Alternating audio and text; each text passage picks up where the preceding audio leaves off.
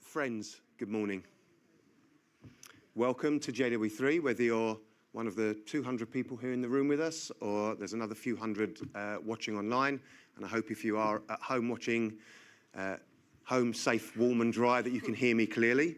My name is Raymond Simonson. I have the great privilege of being the CEO of JW3, the UK's home for Jewish culture and conversation. And it is a real great honour to stand in front of you again this morning. I'd like to begin on a more personal note than perhaps I usually do. I am the son and grandson of Holocaust survivors from Nazi-occupied France. My family survived because strangers chose compassion over fear. Neighbours hid my mother and her sister. They're watching at home this morning, sadly not able to be with us in person. People helped them and my grandparents escape. Many members of our wider family were murdered, many in Auschwitz, along with 6 million Jews and millions of others whose lives were deemed disposable. My grandfather, my late grandfather, Alav Shalom, never spoke at all about what happened during those years. And my grandmother barely ever spoke about it until very, very late in her life, when a few years before she died, when her inquisitive grandson was asking some questions, she shared with me just a handful of memories, not a full story, just fragments. And I remember feeling that those fragments were not only memories, but a responsibility I now had. She told me things that she hadn't even shared with her own children. And I remember seeing my mother and my aunt in the back of the room in tears, hearing for the first time things about their life. And that sense of responsibility sits at the heart of this year's Holocaust Memorial Day theme, Bridging Generations. As time passes and survivors become fewer, and there's always that sad thing when I look out every year and see a few empty seats where last year some of our survivors were. But as survivors become fewer, memory can blur. History can feel abstract and be twisted by bad faith actors. Stories risk being questioned or forgotten. So bridging generations, to me, is about resisting that drift. It's about listening deeply and then carrying those stories forward with honesty and care. And we all have that responsibility. Holocaust Memorial Day asks us to remember. And this year's theme reminds us that remembrance is not a passive act. It is something that must be carried, passed on, renewed. For me, it's also about what comes next, about ensuring that the generations that inherit these memories also inherit something else strong, a sense of belonging, a positive, joyful Jewish identity, a vibrant, thriving community rooted in tradition, in values, and in moral courage. All things that JW3 believes in and stands for. And this morning's programme, it invites us into that space. We will hear testimony from Jackie Young. We'll experience beautiful music created for this moment. And we will reflect together on how memory can inform action and hope. We're honoured to welcome our MP, Tulip Sadiq, the Mayor of Camden, Councillor Eddie Hansen, two great friends of JW3, and representatives from the Austrian, the Lithuanian, German, Dutch, and I believe other embassies. And we really welcome you here today, and we're so grateful for you to spend time with us. But most importantly, we're honoured to welcome some of our Holocaust survivors who honour us with their presence every time they step into this building. This event has been planned, curated, and produced with such care by Tamar Barnett, our Holocaust engagement programmer, working in partnership with Generation to Generation. Tamar, I'm not sure where you are, but I want to thank you in advance for your care, your thoughtfulness, and your leadership in shaping a programme that honours the past while speaking clearly to the present. Thank you all for being here this morning and for taking your place in the ongoing work of remembrance to bridge generations. Before we begin, can I just take this opportunity to ask you all to please turn your phones off, or at least on silent. God forbid we should turn our phones off in this day and age, but at least on silent. If you are going to take any photos or little video clips, that's okay, but please turn the flash off, just out of respect to those up here on the stage. And please just be mindful, don't sit there scrolling. That blue light will bother the person behind you. We really want you to be focused here on the present and what's happening. And the last reminder, as I do every year, is however beautiful the music is that you hear, however powerful the speakers are, please resist the urge to applaud. We're going to save the applause. This isn't a show. It's a solemn ceremony. So we're going to ask you to, that unusual thing, to not applaud. We want to respect that solemnity. Thank you very much. We'll begin.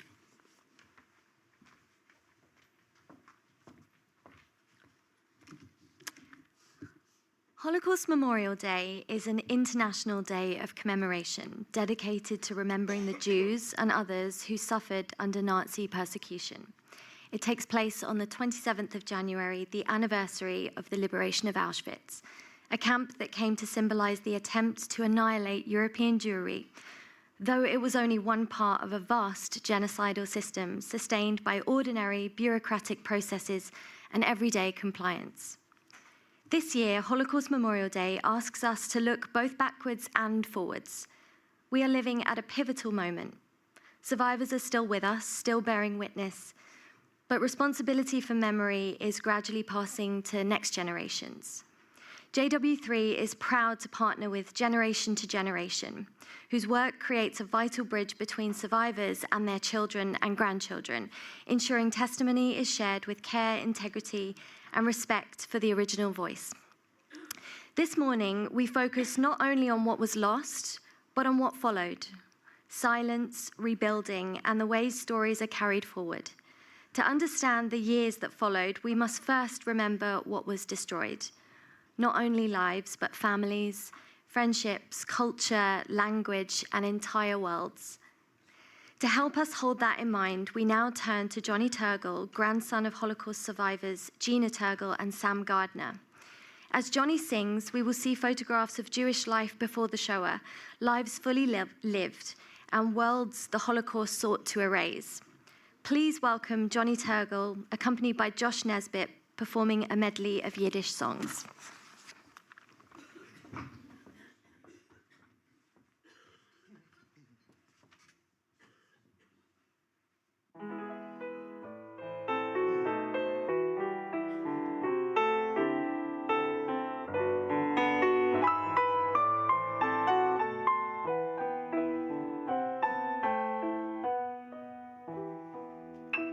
Häufen Pripetschik brennte Feier und in Stubis Heis und der Rebbe lernt kleine Kinderlech dem Aleph Beis und der Rebbe lernt kleine Kinderlech dem Aleph Beis.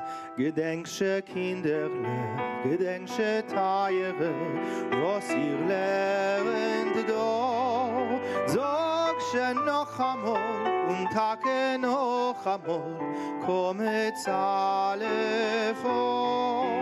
Sogsche noch einmal und Tage noch einmal, kommet alle vor. Und Herr Ideles Wiegele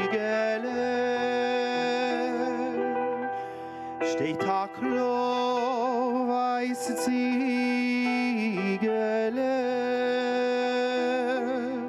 Das Ziegele ist gefahren, handle. Das wird schein deine Beruf.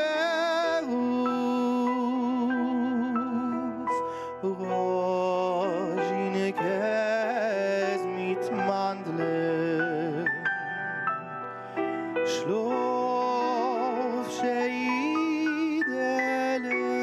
schlaf.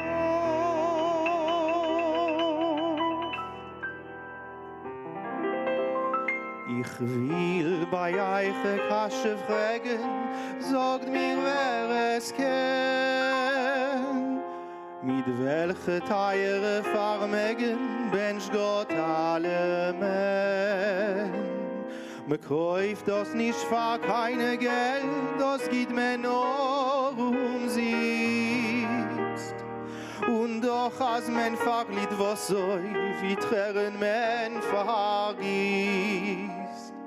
A zweiten geht men keinem nicht, es hilft nicht kein Gewein.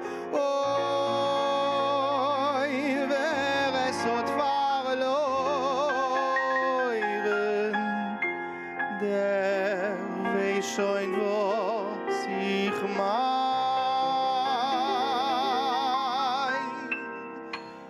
Aidische Mame, es gibt nicht besser auf der Welt. Aidische Mame, oi weh, wie bitter, wenn sie fällt. Wie scheinen Licht die sie Neues, wenn die Mame ist da.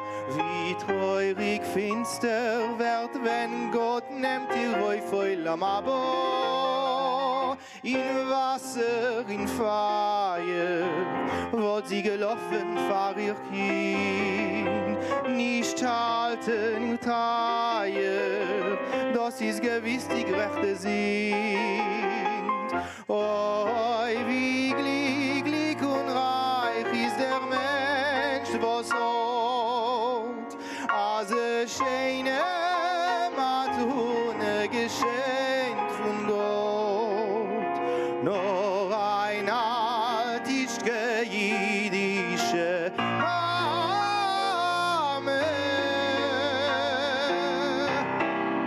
Oi, oi, oi, oi, oi, oi, Mame, mein.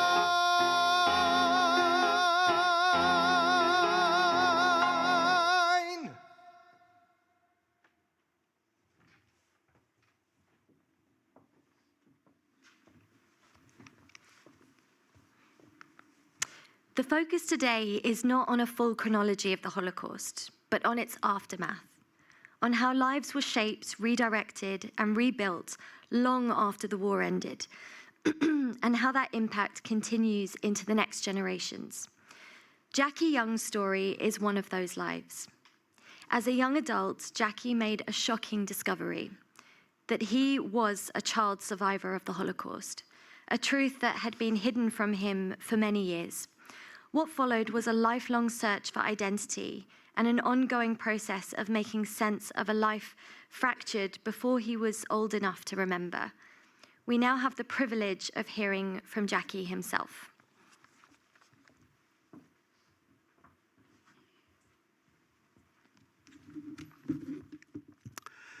Well, you could say life for me started just a mile away from here, growing up in Moreland Court, corner of Finchley Road, Hendon Way, going to the local school, Wessex Gardens, going to Dunstan Road Synagogue to learn Hebrew.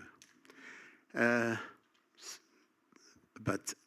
like the lady before me said, I have no memories of my actual past. Cicero, a philosopher, said, memories are the treasury and guardian of all things. Unfortunately, the biggest memories that I would have loved to have had, even though knowing that sadly my family were murdered in the Holocaust, I would really dearly like to have. So what happened, I'll tell you, I was born in Vienna, Austria, 1942. The Gestapo found me in an orphanage. Now, I don't know how I got into that orphanage. Subsequently, I was shipped at 9 months old and taken to a place called Theresienstadt, where for some reason I managed to survive 2 years, 8 months in that hellhole. 33,000 people died in the camp itself, and nearly 100,000 people were taken to Auschwitz and murdered on arrival. And again, I still pinch myself. Why? Why did I, with 6 actual other children, make it but the youngest who came here? We were part of the Windermere children that arrived in August of 1945 on bombers, and we were just these facts about me I learned through my research of my past. We stayed up there in Windermere, and then the 6 youngest went to a place called Bulldogs Bank in Sussex. This is where I was trained by 2 German ladies and the other kids to speak German, speak English, and lose my German and Czech, what I was actually brought with. They were very good people, very good Germans, but the 2 peoples were, one was called Sophie Dan and Gertrude Dan, the other one was called Gertrude Dan. They looked after us, but we were apparently very hostile to them. We just played with ourselves, so we didn't have any cuddles, kisses or anything, but we were looked after and fed. Subsequently, after a year, we were sort of normalized. We went to another place called Weir Courtney, where the older children were. All of a sudden, one day, a car turned up, big Rolls Royce my father hired, it wasn't his, and I just went with them, and this is where, at Morland Court, we were driven, and I just assumed this is how you get parents. I just couldn't make it out. Anyway, so, as I say, the parents were wonderful parents. They lavished me ridiculously, looked after me. But the one thing they just could not tell my past. They were very hostile. And subsequently, I found out, you could say the worst way, but I did find out from a little boy in the school, West Gardens, that I was adopted. This was about 9 years old. Went back to my mum and dad. They really had a terrific row at me, telling me who told you. I eventually succumbed to that. And subsequently, that was a closed subject from then on. Until I got a message from my grandma. I went round to her, who actually lived just around the back of Waitrose in John Barnes area. And she said, Jackie, you don't know, but you're Austrian. She was over 90 at that time, so I just assumed she was losing her marbles. Told my mum and dad that. I'd been informed, well, that's when the stuff hit the fan.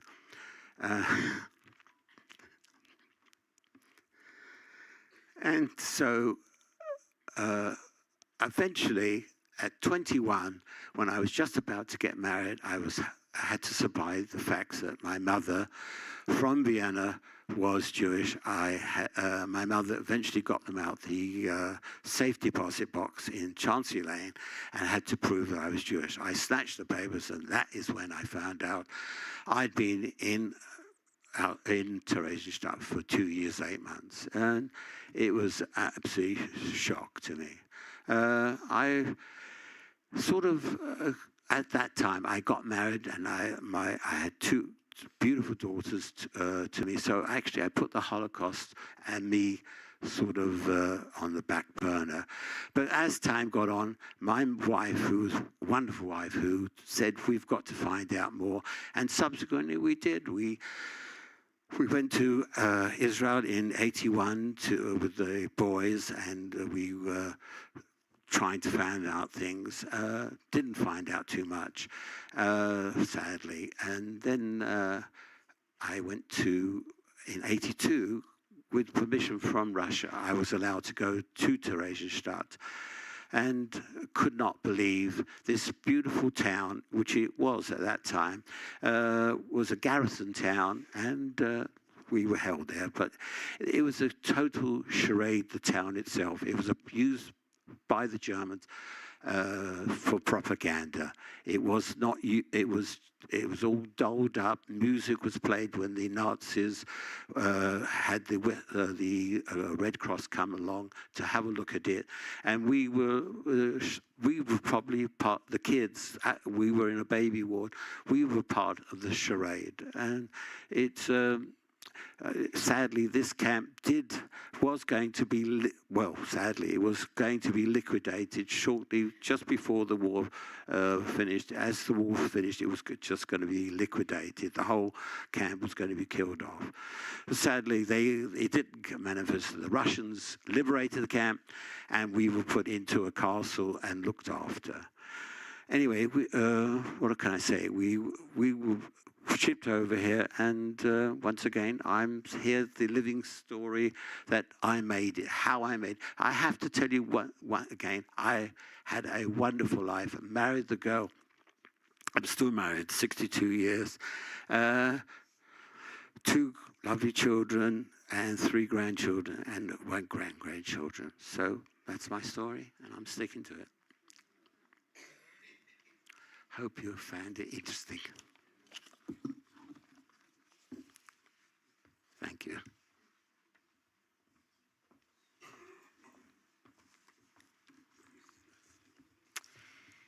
This morning, we will focus on a small number of lives and legacies, choosing particular stories that help us understand what came after liberation.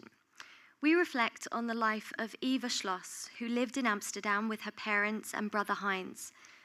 Betrayed in hiding, they were deported to Auschwitz, where Eva's father and brother were murdered.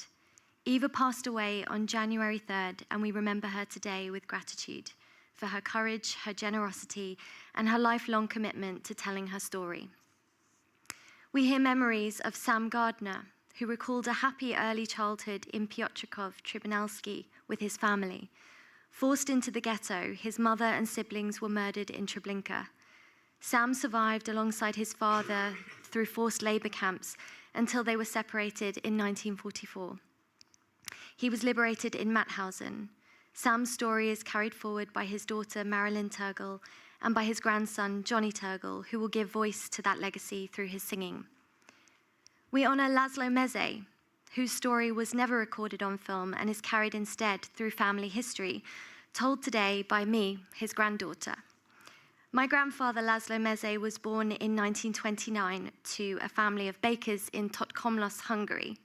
He lived there until 1944, when at the age of 15, he was deported to Auschwitz concentration camp and later transferred to Mauthausen. During the transportation to Auschwitz, he witnessed his mother die, a harrowing start to a very dark chapter in his life that loomed. We remember Marcel Salmona, born in Salonika, Greece, through her niece Jacqueline Luck, and through the silences that shaped her family history. Together, these lives remind us that liberation was not an ending. After years of loss and fear, freedom brought new questions. Who was left? Who was lost? And where could life begin again? In the clips ahead, Jacqueline speaks of loss, Sam of the final months of liberation, and Eva of liberation and the long journey home.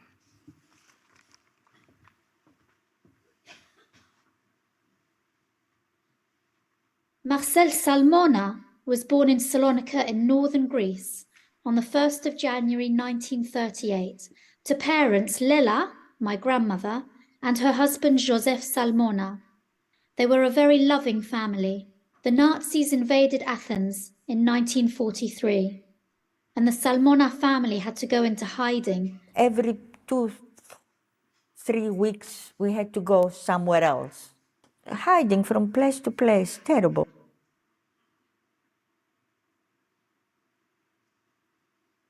From there, they were sent to the Haidari military camp just outside Athens. There they befriended another family, Vilna and Bernard Ziffer, with their 8-year-old boy Raymond and Vilna's mother Rina. Little Marcel had made a new friend. In June 1944, Marcel and Raymond were forced onto cattle trucks along with their families. The journey from Athens to Poland took 10 days, and the conditions were horrendous. Finally, on arrival at the gates of Auschwitz, They were greeted by other Greek Jews in striped uniforms and separated into different queues. So little Marcel went off with her new friend Raymond and his grandmother Rina. They were, in fact, marched straight off to the gas chambers, and Lela was never to see her daughter again.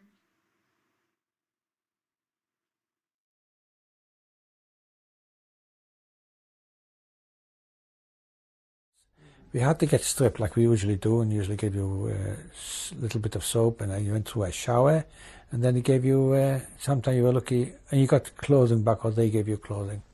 But Buchenwald, they took everything away. I used to carry my photographs from my family and put my possession. That's why I guarded like, you can imagine, because that's all I had is my mother and the whole family, and a few photographs from my other family relations, and they took everything away, everything what you had. The train, you couldn't put anybody anymore in. You couldn't lie down and sleep at night, or you couldn't stand without pushing each other, and you couldn't, stand straight on your own. You always had somebody pushes you this way or that way, You had no water, no food, and we had no food before we started off, and we're going for Tallinn for a week, and people dying in the train. They picked me up, put me in a stretcher, and they had field hospitals outside the barrack. You won't believe what they've done. This, as long as my dying day, I'll never know. To me, they were angels. Unfortunately, thousands and thousands of people died after the war, and there's nothing they could do. They tried everything, medication, and everything. They knew they're fighting a losing battle. And me, I was kind of like a baby. I thought I'd survive the war. Who am I going to be happy with? Who am I going to put a shoulder on, We saw a huge creature, all with icicles and all in fur. The Russians wear these big fur hats. And from the distance, I thought it was a bear. It was the first Russian soldier who had come to the camp. We had to go eastward. And we traveled for 4 months. So in Odessa, we waited then for the end of the war. And when that came, of course, was great jubilation. We realized we had survived. Again, a long journey through the Mediterranean and to Marseille and then up through France. It all took so long because everything was destroyed. And in Amsterdam, we were deposited at the station, and that was it. We thought there will be a welcoming committee or something. Nothing.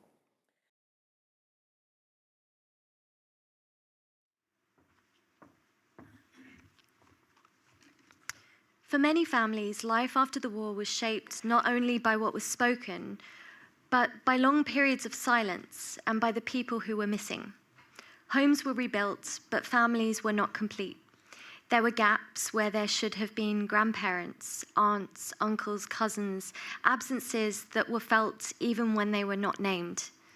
Some survivors carried those absences into entirely new lives. My grandfather, having lost his entire family, relocated to Israel. He chose to build a life forward rather than look back. He took a new name, Moshe Shadmi, or Shad to his friends, and began a bright and vibrant career in the shipping industry. He spent much of the decade after liberation at sea, often traveling to places that would have been unimaginable during his time in the camps. After being trapped behind barbed wire, he said he never felt more free than when he was at the sea. For others, silence became a way of getting through daily life, of not wanting to burden their families with what they had lived through. Children and grandchildren often learned not to ask. They sensed the pain and were afraid of causing more of it.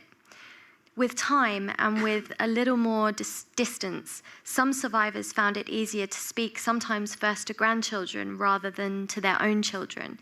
What had once felt too raw slowly became possible to put into words.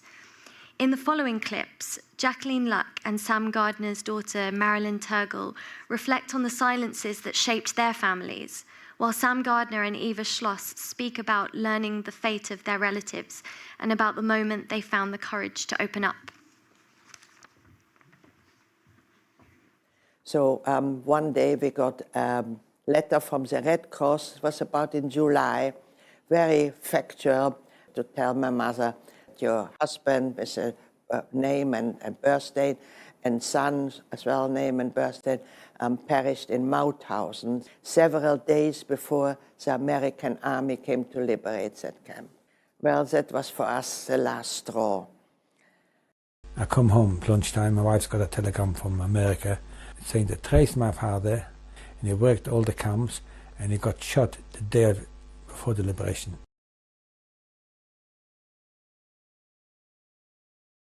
When I was growing up, I had many questions. Why was my dad different from other dads? Why were we told not to upset him? Why was he often so sad and agitated? Why did he scream and jump and twitch in his sleep? What were those horrible scars on his back? It wasn't until over 50 years after the Second World War that I learnt the answers to these questions. And I've got everything to live for, so I'm not short of anything. I've got lovely grandchildren. I know it's a long time ago and you never forget these things. But the other thing is it's annoying. Why should I go through a life like that, you know? I should be the happiest man in the world. But I can never get rid of that. I just think I can talk about it, but yet it doesn't go away. That's the other thing I keep telling people. What Hitler did achieve, he thinks even the people who survived are suffering still now. When I was in primary school, at around the age of 9 or 10, we were asked to find old photos of our parents as part of a project on family trees. So I rummaged through a drawer in the lounge until I came across a collection of photos of my mum, Marcelle, as a chubby baby with dark curly locks. But amongst them, I found another photo that looked a bit different. My glamorous and very young Grandma Lella was unmistakable, but the beautiful child next to her had blonde hair. I called out to my mum and asked her who this little girl was. She paused, and with an uncomfortable look on her face, she said, "That's the other Marcel." My Grandma Lella somehow survived about 7 months in Auschwitz, the sole survivor of her entire family.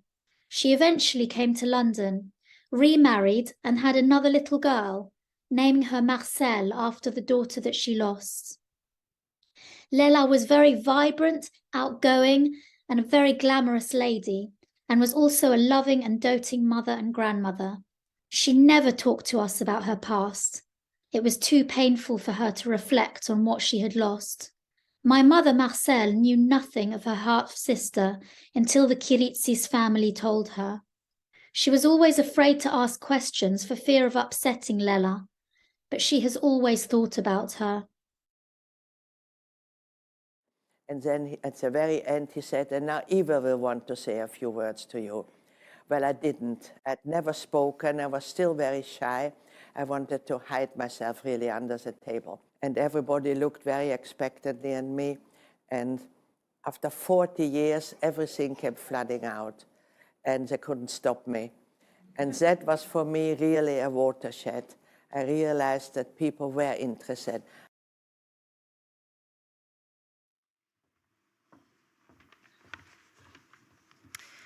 What we've just heard did not happen in isolation. For many years, survivors spoke into a world still focused on rebuilding, not yet ready to listen. Gradually, that changed. Survivor testimony moved from the private to the public through television, film, education, and the recording of testimony. Together, these moments created a culture of a listening one, in which survivors knew their voices would be heard. It is within this culture that generation to generation works. For nearly a decade, G2G has supported the careful, responsible sharing of survivor stories across generations, always rooted in the original voice and the trust it carries. To tell more about this work and how stories are carried forward today, we welcome Anita Peleg.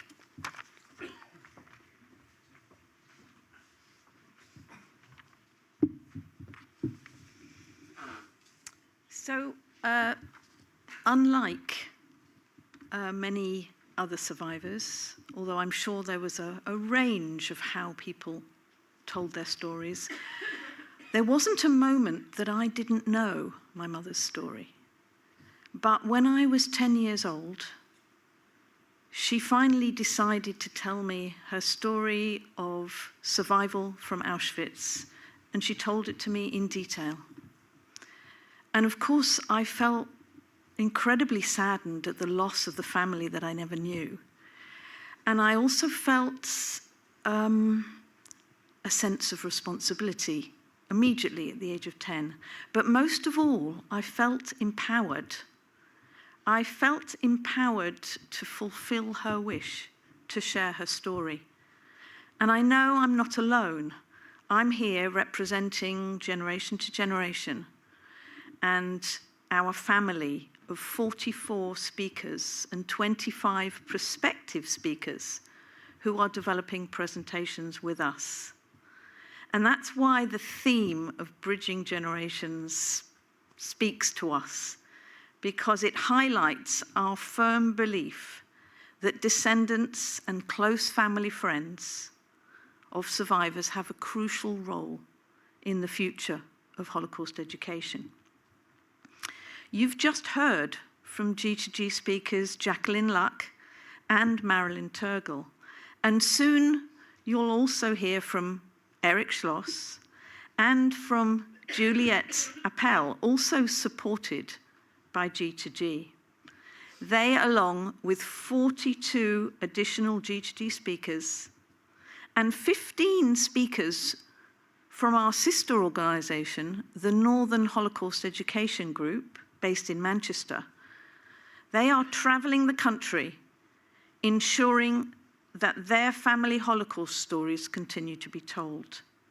Speaking at more than 550 events this academic year, we tell a range of stories from every European country, covering a vast range of experiences, many of which have never been told. We know that we can never replace you, the true eyewitnesses of what happened during the Holocaust. But our close personal connection with the survivor, together with our very rigorous training and support, enables us to create professional, historically accurate, well-delivered and engaging presentations that focus on the individual survivor's experience. We integrate eyewitness testimony.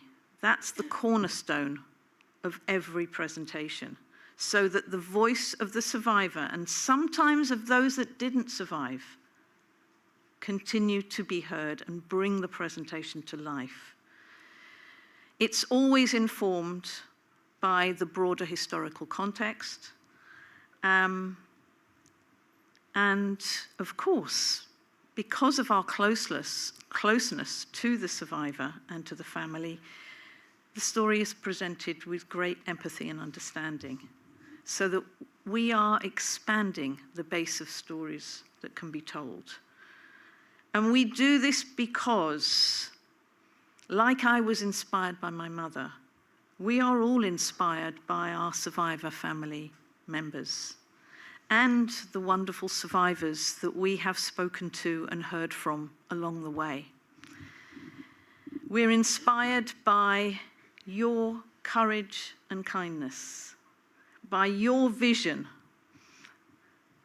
of a society not driven by hate and discrimination, and your dedication to help us learn from the past for a better future.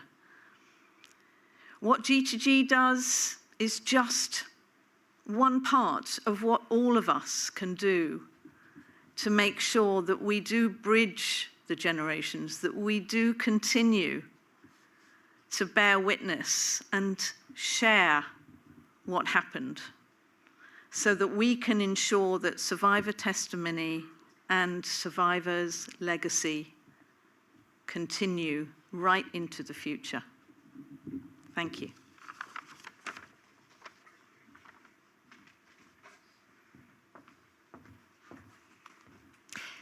As the ceremony continues, we turn to how the next generations are taking on this legacy, supported not only by family memory, but also by organisations creating space for new and thoughtful forms of engagement. Cultural and educational organisations are working with younger generations, using creativity and digital platforms to ensure these stories reach beyond individual communities and speak to a global audience. Alongside these collective initiatives are deeply personal responses. Juliette Appel chose to honour her grandfather by composing a piece of music, a way of carrying memory through sound rather than words. She is here to introduce and perform the work together with her father, Roland Appel.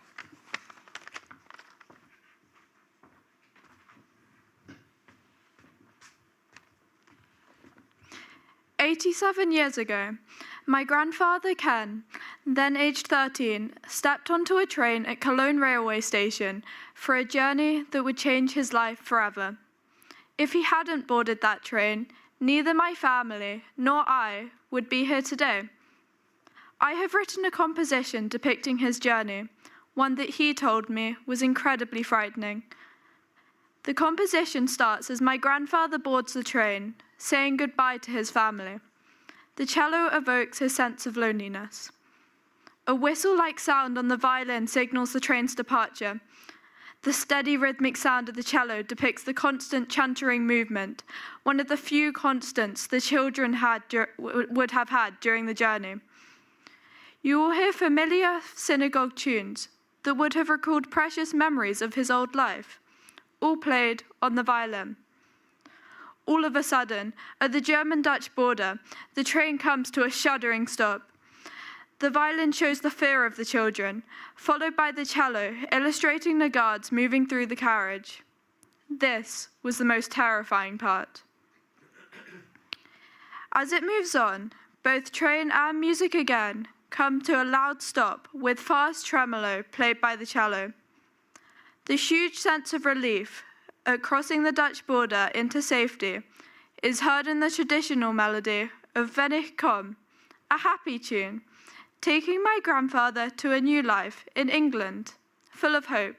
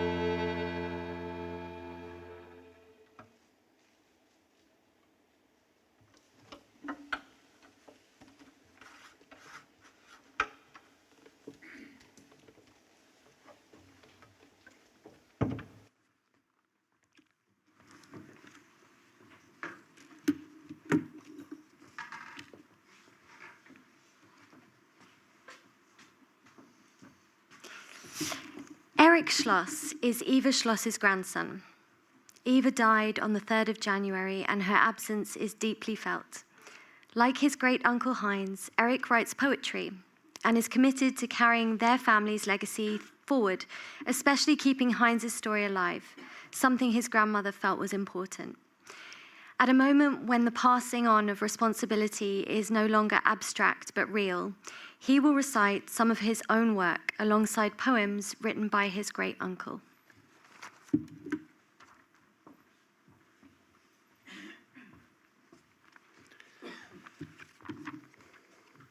Yeah, as was said, my grandmother passed away on the 3rd of January, so it's still quite raw, so bear with me. My grandmother and her brother Heinz were in hiding separately in the Netherlands. And when they were betrayed and arrested by the Nazis, and they were together, they were unified again on the train while they were going to the camps.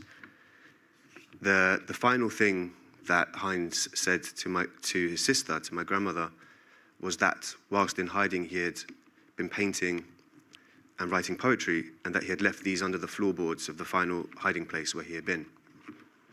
After the war, with the news that her brother and her father had not survived, she went back and retrieved these paintings and poems, which we have today. I will be reading one of Heinz's poems, and then one of my own, sort of reflection on the theme of this year. So this was written by Heinz when he was about 17 years old in hiding. When you set out to write a poem, look inside yourself for what are called feelings. For no matter how little you might know, in your own world you are the king, whose wish reigns supreme, who is all-knowing. And write about the battle within your soul, about a love effervescent in your heart. Write also about how you see life. Write about people who care about you. Write about what you feel when you see nature. In the end, nothing can ever emerge as purely, nothing can be as simple and yet as beautiful as what is born of your inner self, what is destined for you and you alone, what blows your way like a soft breeze.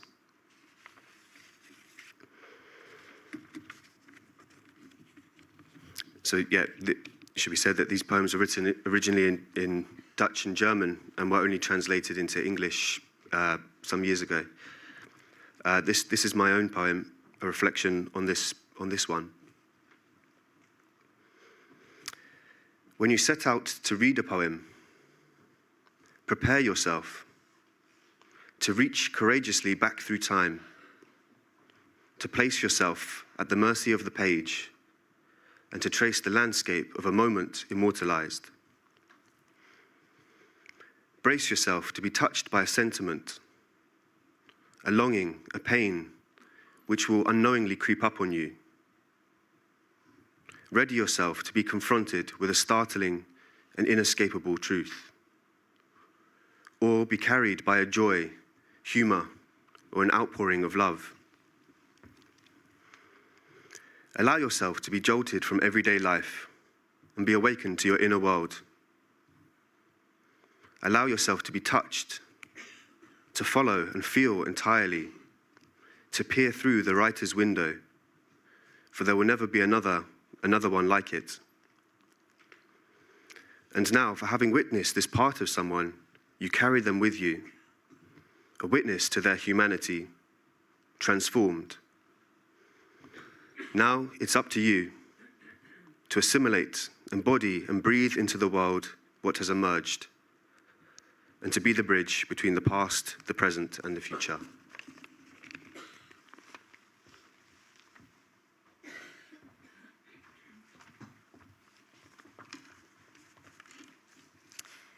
Remembrance does not take place only in formal ceremonies. Over time, it becomes part of how we mark life, moments of gathering, of transition, and of holding joy and memory together. From its earliest days, JW3 has been committed to Holocaust remembrance, to educating and informing while also creating space for reflection, creativity, and careful listening. As JW3 reaches its 13th year, its bar mitzvah, so to speak, we find ourselves at a moment of transition. Turning 13 marks responsibility as much as celebration. For JW3, this moment asks not what we have done so far, but how we carry this work forward with maturity, care, and renewed responsibility. That same moment is reflected here today. Amos Barnett, now 14, chose to mark his bar mitzvah by turning towards remembrance. In different ways, both a young person and a young organization stand at the same threshold, learning how stories are held and how responsibility is taken on. Amos will now share why this mattered to him and what it meant to create something that will endure.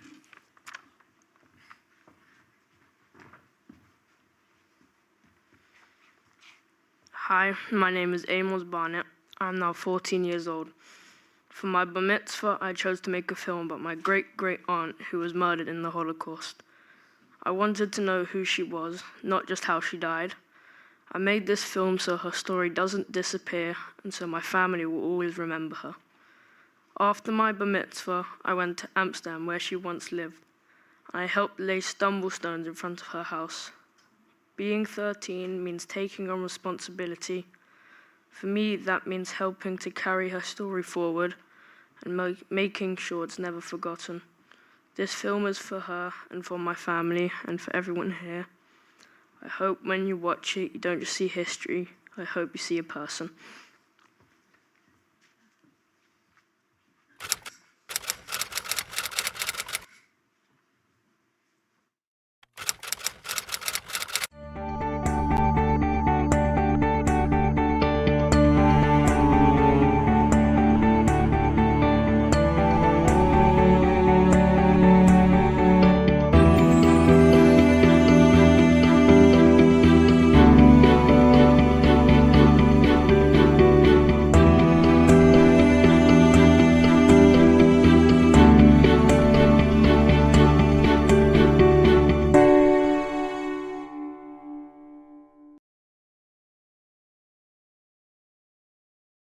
I remember Ridley Road. Ridley Road. My mother used to go to Ridley Road. Where did they go? And then when they Was it Ridley Road?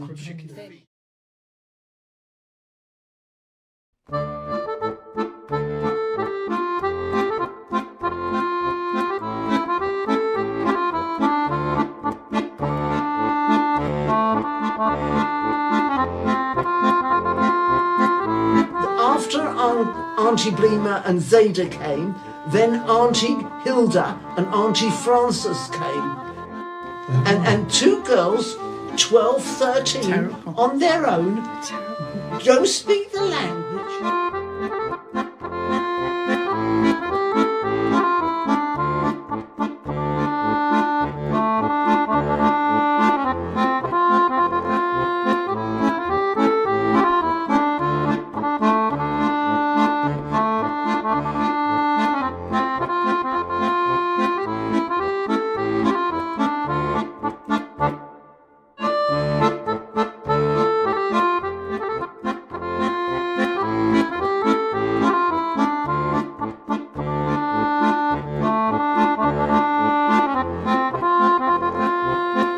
We visited the street where they lived.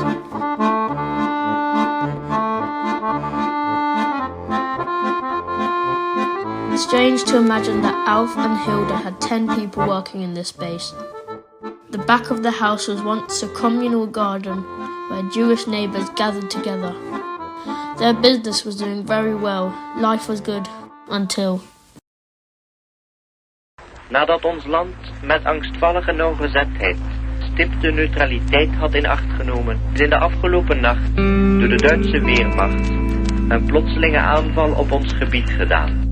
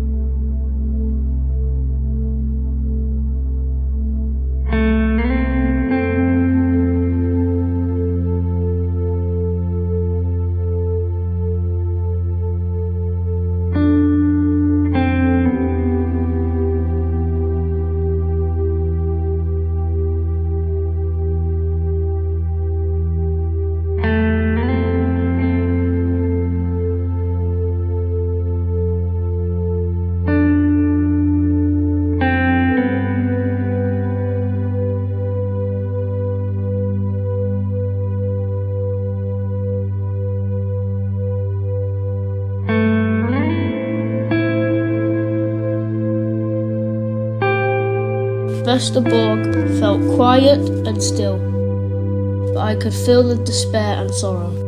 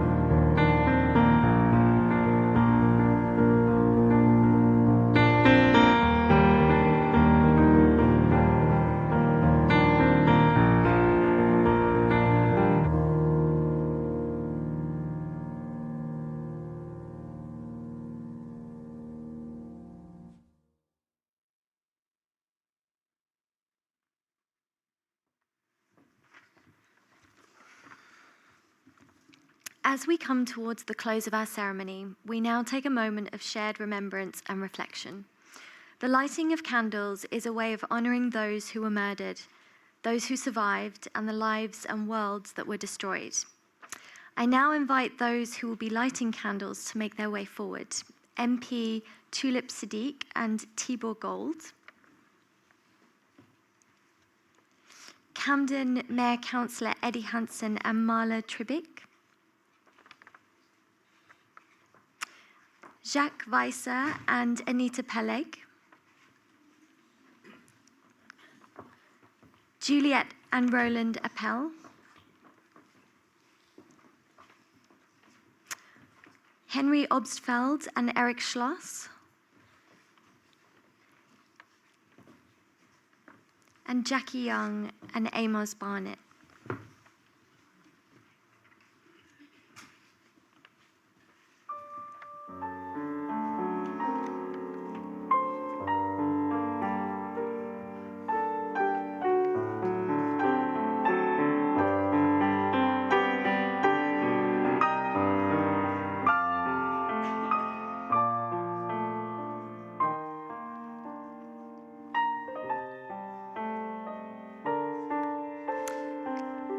I invite you, if you are able, to stand for this moment of remembrance. Chazan Jonny Turgel will recite.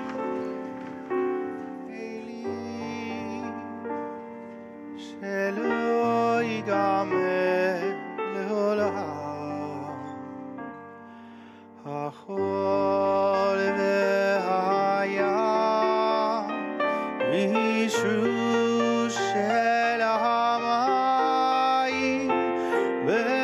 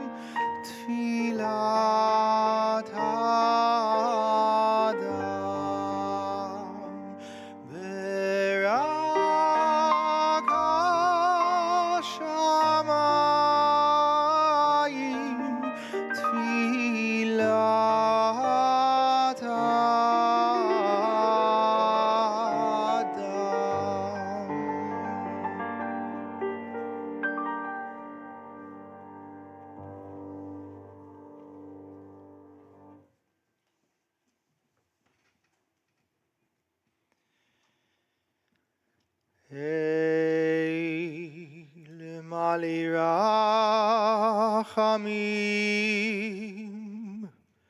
shochein b'maromim, hametzei menucha nechona, ale kanefei yashechina, b'mahalot kedoshim utorim kezohar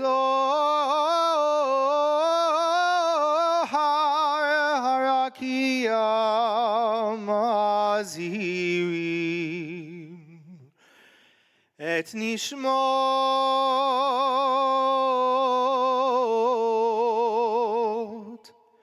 sheishet milyonei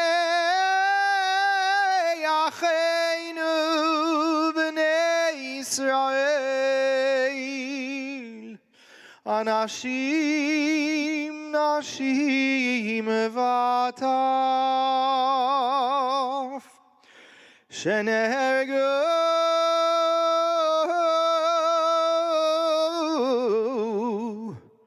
ושנשחטו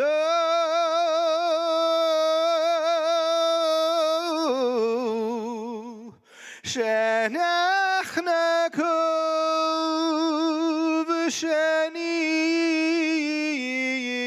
ושנשרפו ושנגמרו חיים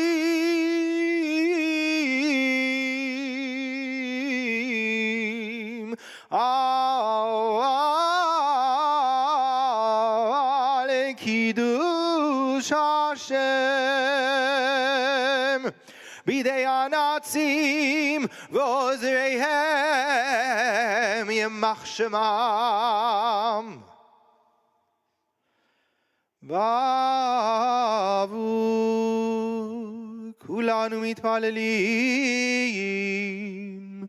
לעילוי נשמתם.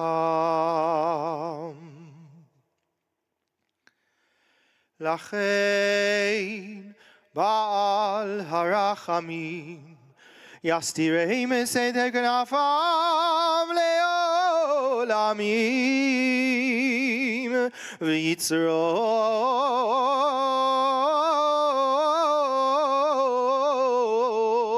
בצרור החיים את נשמתם בגן עדן תהיה מנוחתם אדוני הוא נחלתם וינוחו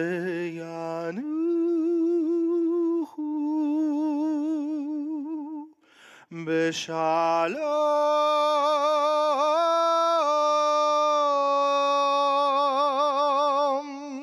על משכבם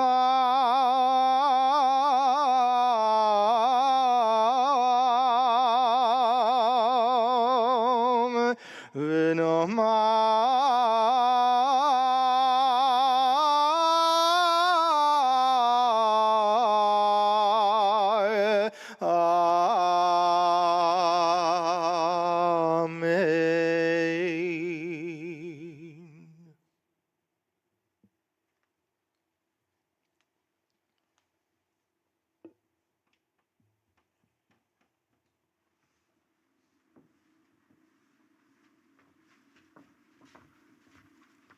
Please take a seat.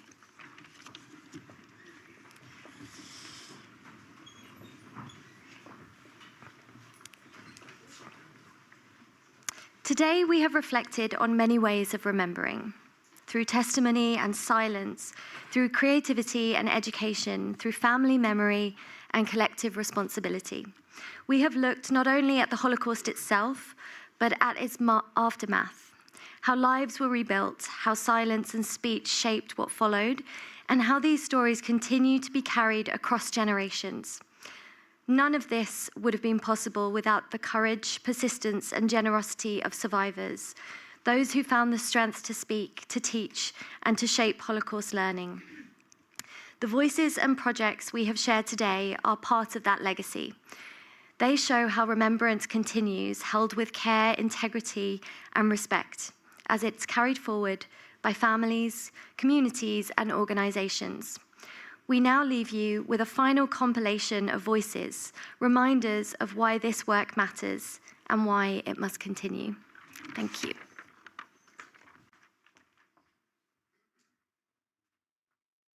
For both me and my mother, it is hugely important that the other Marcel's story is told. It is a difficult story to tell for so many reasons, but this year I find it particularly poignant as my eldest son has just turned 6, the same age that Marcel was when her life was so brutally cut short.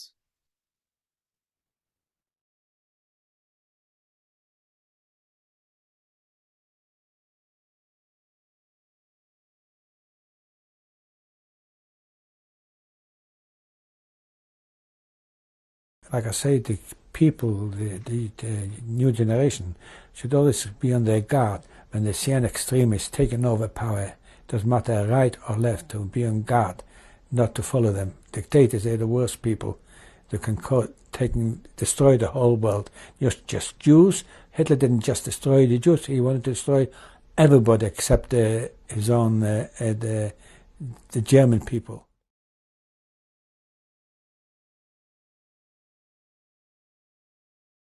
And there was someone on the other side of the barbed wire who was a local who had a little girl, and she was tiny enough to fit in a gap under the fence. And she had a baked apple that her mum had made that she carried under and gave to my grandfather. And he just couldn't believe the kindness that, you know, that act of bravery. The stakes are so high in that situation. During this period, there was so much darkness, but I do think people say you saw the worst of humanity, but you saw the best of humanity as well.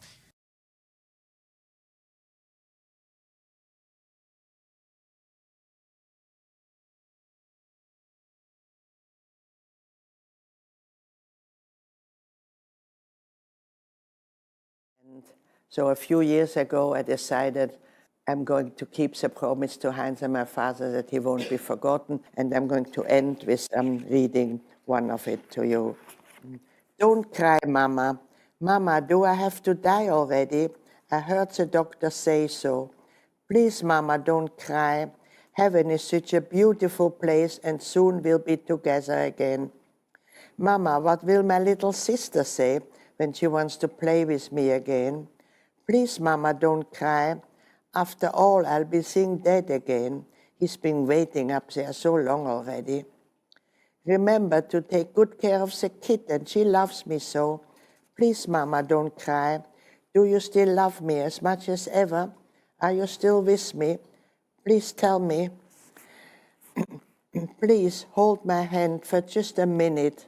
It seems so misty in the room. Please tell me, Mama. Don't cry. Mama, just one more thing. Please kiss me goodbye.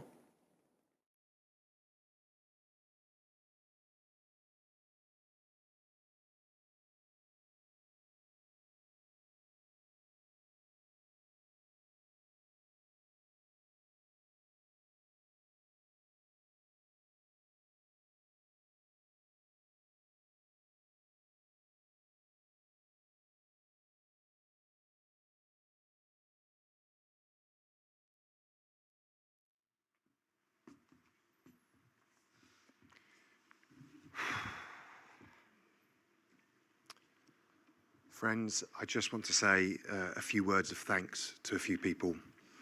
Firstly, our partners, G2G, for your partnership and for the ongoing work you do. I'd like to thank everybody that came up and gave of yourselves from this stage this morning. Eric Schloss, it was so moving for many of us here because we knew your grandmother and we loved her. And this very spot where that microphone is, about 3 years ago, is the spot where she grabbed the King of England's hand and danced with him. And those images, the videos and the photos literally went round the world and were seen by hundreds of millions of people. And I kind of always saw that, if you excuse the crassness of my language, as a big 2 fingers up. Here's someone who we know through the prism of the Shoah of the Holocaust, who's dancing with the King of England with such vibrancy, and that was the triumph for your mother. So it was such an honour to have you up today. Jackie Young, Chazan Jonny Turgel, pianist Josh Nesbitt, the musicians Roland and Juliette Appel, father and daughter who just blew us away with that moving music. Our wonderful compere actor Sophie Shad, thank you so much. And the incredible young filmmaker Amos. I was just blown away by what you have created. And that's a film that needs to be seen by more and more people. And I think people won't believe the age of the young filmmaker who made it. So really, kudos to you. All of our special guests that were here, that lit candles together, we thank you so much. Our production team at the back for making sure this ran so smoothly and professionally. And again, I'm going to end with the thanks that I gave at the beginning, because she's always behind the scenes and never in the spotlight.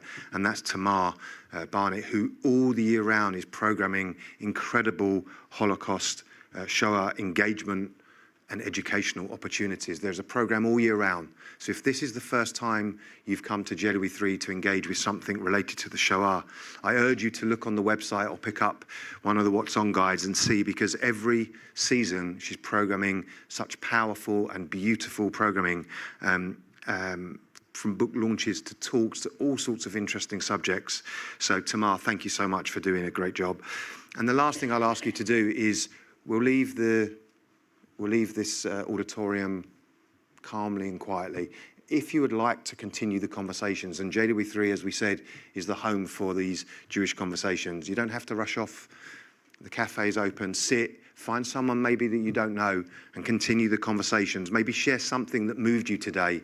And most importantly, continue these conversations, particularly with the next generation, so that we can bridge the generations. Thank you very much.